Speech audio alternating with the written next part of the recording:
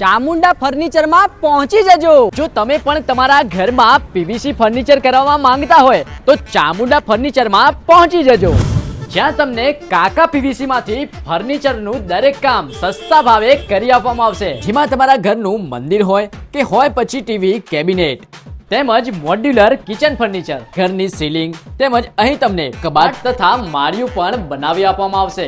અને એના સિવાય પણ જો તમે તમારી ઓફિસ કે દુકાનમાં પીવીસી ફર્નિચર કરાવવા માંગતા હોય તો આપણા ગોવિંદભાઈ તમને એકદમ વ્યાજબી ભાવે કામ કરી આપશે।